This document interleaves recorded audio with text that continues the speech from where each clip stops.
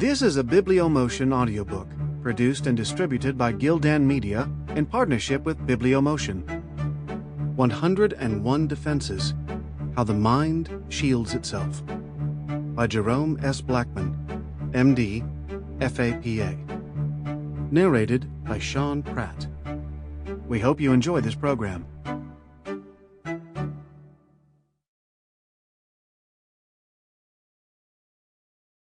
Preface.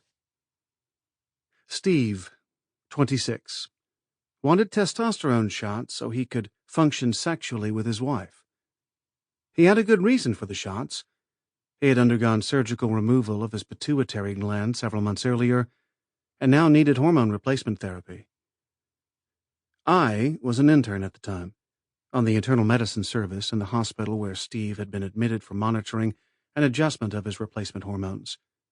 I didn't know much about psychology or defenses at the time, but one day on rounds, when I had a few moments alone with Steve, I mentioned my interest in his need for the testosterone shots.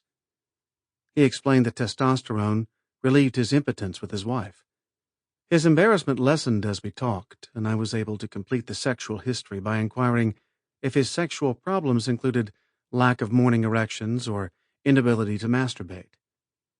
At that point, Steve sighed.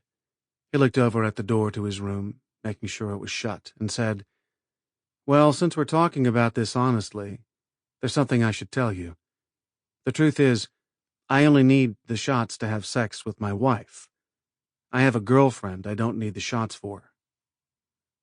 Steve complained that his wife had never enjoyed sex. She had been a virgin at marriage. Since the birth of their 2-year-old son, sex had been relatively infrequent. He said his surgery didn't have much to do with the problem.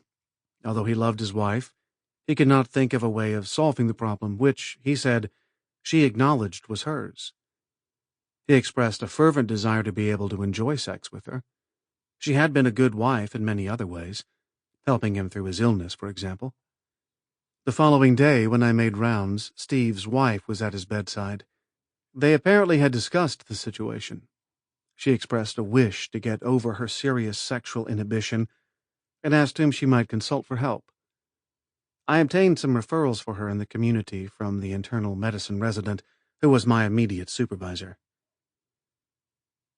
Years after completing my psychiatric and psychoanalytic training, I was able to formulate about what had occurred in my interactions with Steve. By asking about other areas of sexual difficulty, I had actually confronted Steve about various defenses he was using, including prevarication, or lying, about his impotence, displacement of his sexual wishes from his wife to his girlfriend, and rationalization and concretization, that is, finding an excuse by seeing his sexual problem as having a purely medical origin. In a supportive way, I also had expressed enough interest that Steve trusted me and turned to me with his maladaptive compromise formation, which was avoiding his wife and lying to her to avoid guilt, suppressing his frustration, and displacing his sexual wishes elsewhere. In other words, Steve knew that he was physically capable of sexual performance even without the testosterone shots, as evidenced by his activities with his mistress. However, he had convinced himself that he needed the shots in order to perform with his wife. They were like Dumbo's magic feather. Steve's favorable response to my confrontation of his defenses had led him to reveal his conflicts. Rather than take testosterone shots the rest of his life and depend on destructive extramarital contacts for sexual gratification, he and his wife now could face their psychological problems and resolve the conflicts that were interfering with their ability to enjoy sex within the marriage. 30 years later, Dr. C asked me, "Would you really say that? It's so aggressive." He was a U.S. Navy lieutenant finishing his psychology internship at the Naval Medical Center in Portsmouth, Virginia. I had just explained to his class that when they could see, during evaluation, that someone was lying about suicidal intentions in order to get out of the service, they could say to the person something like, "My impression is that you're not being truthful with me," and could add, "You're trying to manipulate me into going along with you." So you also are not treating me as your therapist. You're basically attempting to use me. After Dr. C's interjection about how aggressive these interventions sounded, I pointed out that lying and evaluation are defenses. If Dr. C confronted the defenses, as I suggested, perhaps a sailor would admit to using them and then elaborate on the conflicts he had been avoiding. In other words, some of the interns' cases, who secretly carried the sardonic diagnosis of WU-10, an acronym for Want Out of the Navy, might actually be treatable with dynamic psychotherapy, and not just be a pain in the neck. In addition, confrontation of the defenses could help in diagnosis. The psychopathic or antisocial types would probably persist in lying, and the grandiose psychotic ones would probably verbally attack Dr. C for daring to question their motives. In any case, Dr. C could prevent himself from hating his work because he was being used. At least he would not just passively sit there, allowing the sailor to intimidate him. Dr. C liked my suggestion and reported thereafter that he enjoyed employing confrontation of defenses with some of his WU-10s, occasionally finding a treatable one. He commented to me that he realized he had somehow equated being empathetic with being passive, so that he had felt some guilt about being direct in his approach to people he evaluated or treated. The human mind has an amazing capacity to invent mechanisms that shield a person from becoming aware of unpleasant emotions. These mechanisms often are disguised and operate outside of a person's awareness.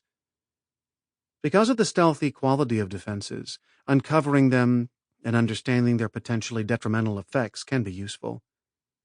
For example, a person who is unable to recognize anger toward a loved one may feel intense self-loathing instead. When that person shows up in the ER for severe depression, the ability to discuss the defensive operation of turning on the self can be extremely helpful in preventing a suicide attempt or other self-destructive conduct. Understanding defenses is also valuable in other life situations. Recognizing a teenager's use of minimization and counterphobic behavior can be helpful to parents trying to steer their child away from dangerous activities. Understanding a rival's grandiosity may enable an executive to gain the upper hand in a competitive business situation. Confronting denial and rationalization is important for family members who are concerned with a loved one's alcoholism. Noticing identification with the lost object is helpful when comforting a grieving relative. Last but not least, the detection of distancing and avoidance mechanisms in a romantic relationship can clue you in that someone is not inclined toward the fidelity and constancy required for a long and happy marriage. In clinical situations, mentioning defenses to the wrong kind of person or at the wrong time can also be counterproductive. That's if you can even find the defenses, since they are so often unconscious. Intervening in a therapeutic way can be even more daunting. In this book, I have tried to provide a framework that explains the origination, properties, and causes of defensive activity, and have included a chapter on differential diagnosis that describes who should be treated with interpretive techniques and who should not. There is a section on how to decipher the pathological defenses being used. I have included separate chapters on how to zero in on defenses, and then intervene supportively versus interpretively, depending on which techniques are indicated. And finally, I have included a chapter to demonstrate how to use confrontation of defenses as an adjunct to other techniques used in assessing suicidal propensities. Introduction. The term defense refers to the way the mind shuts feelings out of consciousness. It's common knowledge that therapists try to understand the feelings of people they treat. But in practice, understanding feelings usually isn't enough to help people overcome their problems. It's also necessary to explain how and why unconscious defenses are keeping people from knowing about their unpleasant feelings. In actuality, most emotional difficulties result from a combination of problematic defenses and effects. With adequate insight into their pathological defense mechanisms and feelings, People can more clearly understand the meanings and origins of their irrational behaviors, symptoms, and attitudes. That knowledge often relieves painful psychiatric symptoms such as depression and phobias, and enables people to make salutary changes in their lives. There are probably an infinite number of defenses, not only the 101 I've listed. Two of the greatest psychoanalytic theoreticians, Anna Freud and Charles Brenner, have emphasized that almost anything can be a defense. Looking away can be a defense. Screaming at someone can be a defense. Playing golf can be a defense. So can saving money, or at least all these activities may involve defenses. Whatever the mental activity or behavior, if it shields you from experiencing unpleasant emotion, it is defensive. Emotions can be pleasant or unpleasant. In general, it's the unpleasant ones that cause people the problems brought about by maladaptive defenses. More specifically, unpleasurable affects are defined as possessing two components: an unpleasurable sensation, plus a thought that something terrible is going to happen, which we call anxiety, or that something terrible has already happened, which we call the depressive effect. We can therefore expand the definition of defense as follows. Defenses are mental operations that, as a rule, remove some component or components of unpleasurable effects from conscious awareness, the thought, the sensation, or both.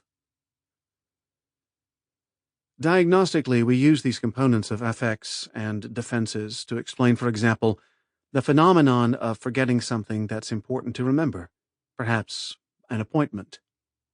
The thought content gets shut out of consciousness. You may remember it an hour later when something jogs your memory. Then you realize you didn't really want to meet with the person anyway. In other words, the thought content, one part of the effect, was stored and could be retrieved from storage. But your mind switched off the thought to relieve you of the unpleasantness, the other part of the effect, of the memory. An analogy might be made to an electric circuit, where the potential for a current is present, a light bulb is intact, and the circuit has no damage. However, a switch has been thrown that breaks the circuit so that the light bulb does not work. The switch would be like a conscious defense. I'll put it out of my mind, or I don't want to go there. If the switch is thrown without your conscious intent, you have an unconscious defense. Unconscious defenses actually operate more like circuit breakers. When the current gets too great, the increase in amperage trips the circuit breaker, which breaks the circuit, and the light goes off. Analogously, when the intensity of affects, emotions such as anger, anxiety, depression, and guilt, threatens to melt down the functioning of the mind, a mental circuit breaker is thrown. Certain thoughts are switched out of consciousness. That is, forgotten. As with a circuit breaker, this type of forgetting occurs automatically. Diagnostically, we also have to consider that there may be primary defects in the bulb. Attempts to repair it lead to the construction of a delicately balanced bulb with faulty elements that at best blinks erratically, as in schizophrenia. The person's own attempts to repair the bulb or the wiring defects, like the defense of reconstruction of reality after a break in reality testing, may lead to short circuits, meaning delusions.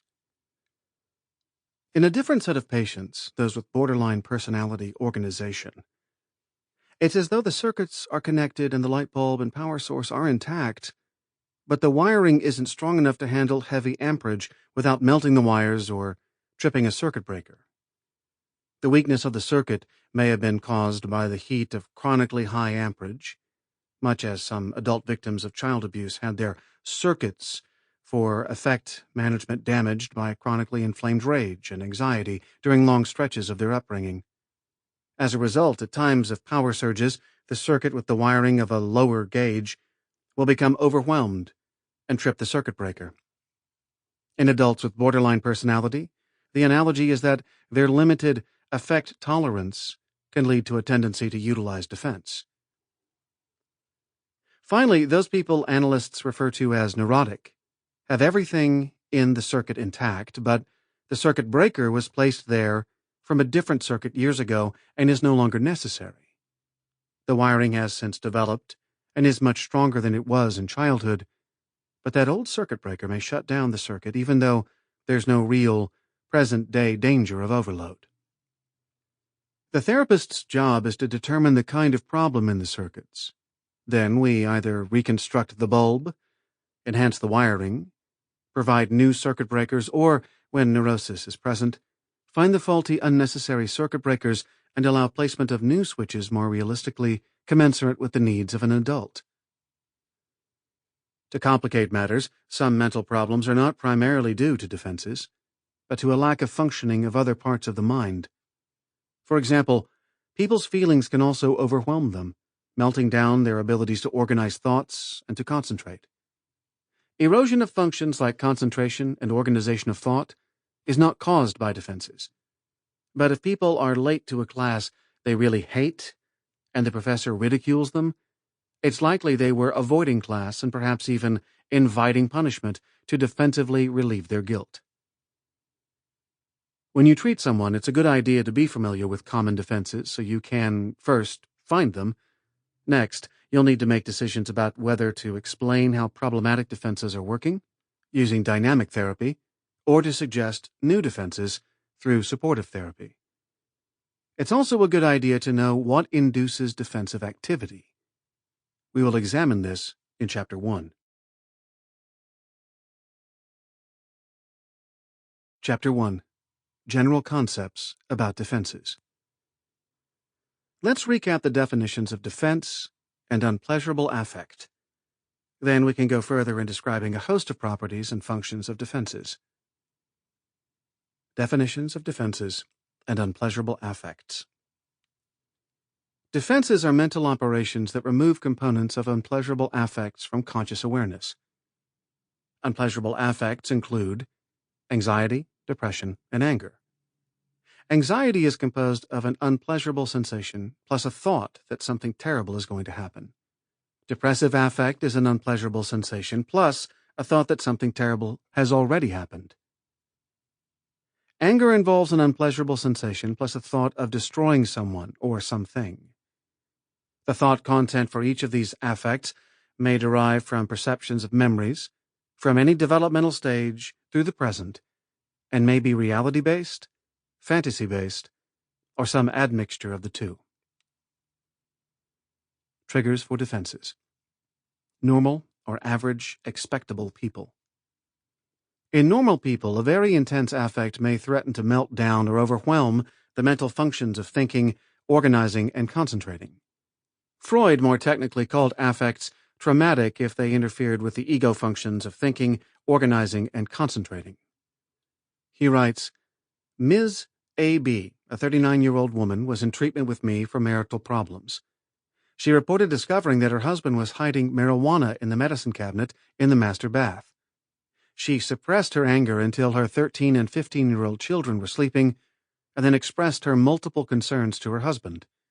Worries about his health, the kid's well-being, his arrest or prosecution, the danger of him committing foolish acts while stoned, and the risk of public humiliation. She also objected to his setting an immoral and illegal example for the children. When he defended his right to smoke pot, she lost it. She began crying, but stopped herself. The next day at noon, while she was at a garden store picking out flowers for the front yard, Mr. A.B. called her on her cell phone. He was at home, waiting. They were supposed to have met for a hot sex date while the kids were at school. She had completely forgotten and felt guilty that she had disappointed him. In this situation, Ms. A.B.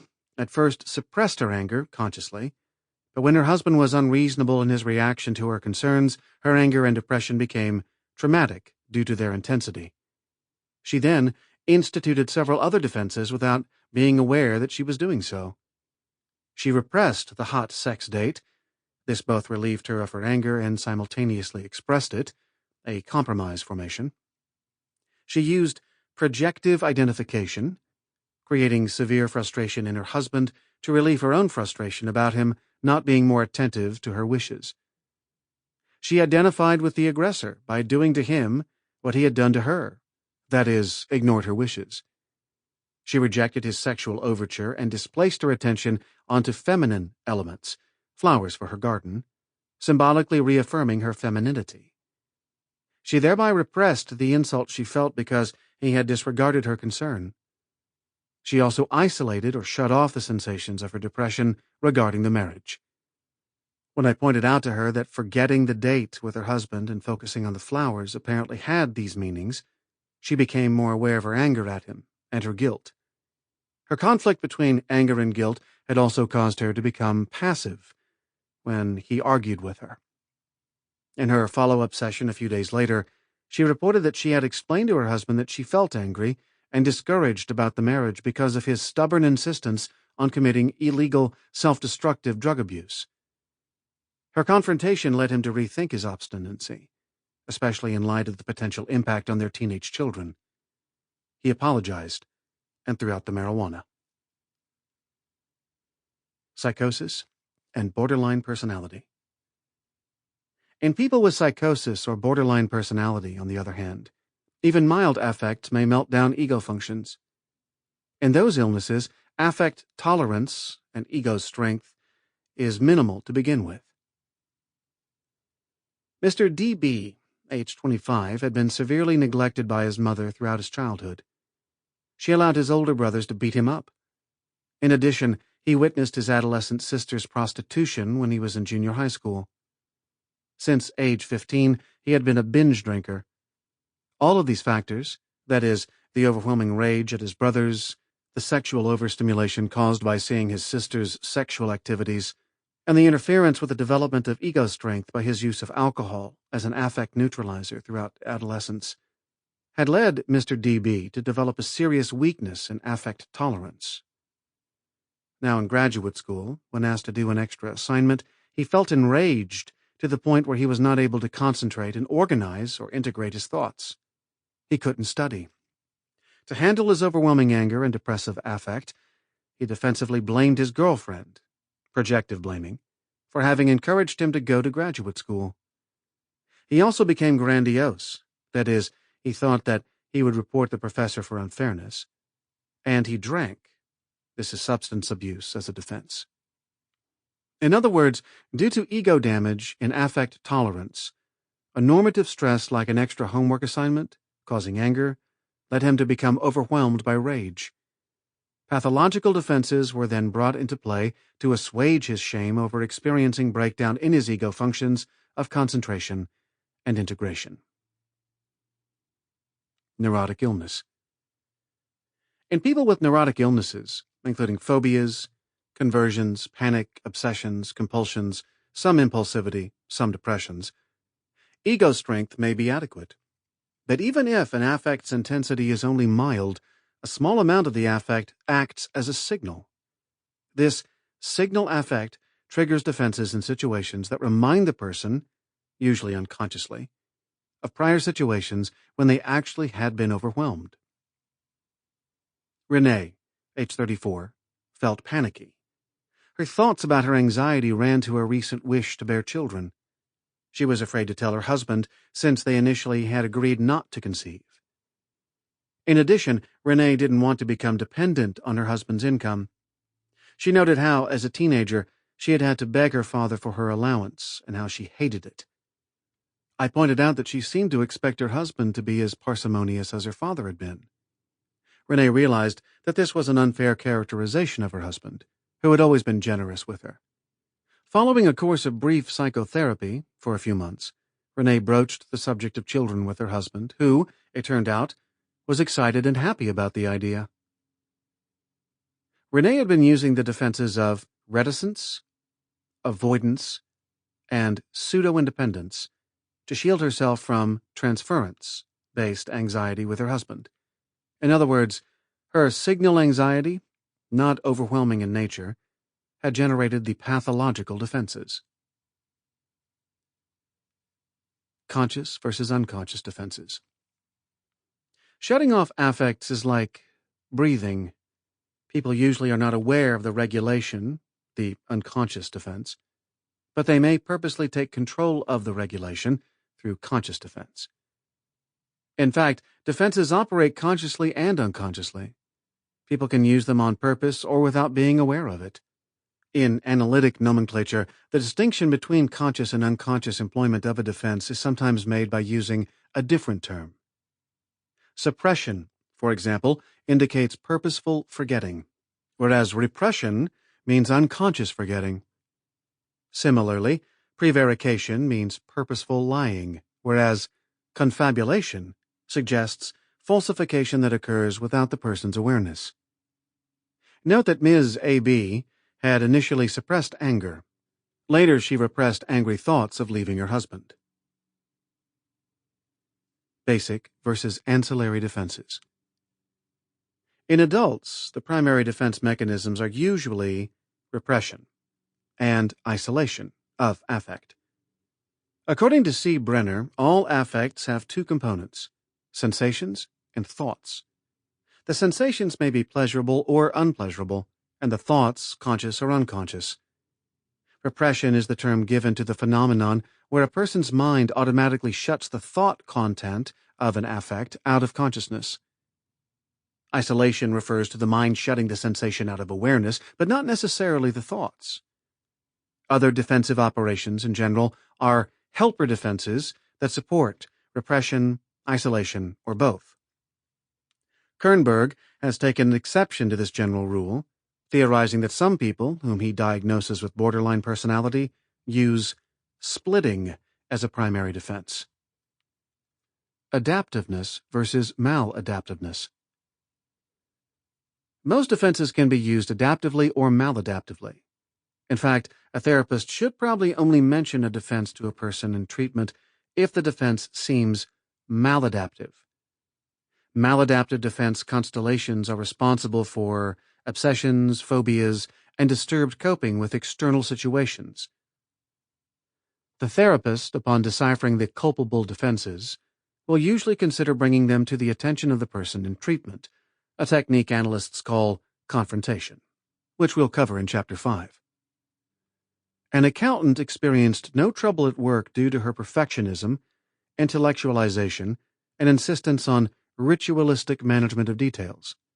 However, her husband's frustration with her perfectionism was disrupting their marriage. The therapist, therefore, brought those obsessional defenses to her attention and suggested that she was thereby protecting herself from some unpleasant feelings. Emergency versus chronic defenses. Defenses are commonly used in emergency situations. The person experiences a threat of overwhelming affect, whether that threat is real or not, and then tries to derail the affect. Some people, however, experience defensive operations chronically, always blaming others or constantly talking too much. Emergency defenses developed in parents when their son accidentally got his finger cut off in a storm door. His parents experienced severe anxiety, guilt, and depressive affect. Their emergency defenses prevented those intense affects from interfering with their judgment, anticipation, reality testing, and psychomotor activity.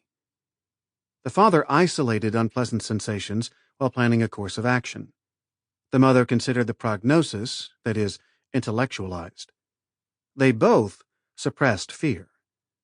The father calmly drove the child to the emergency room with the mother calmly, or counterphobic, holding the severed finger on ice.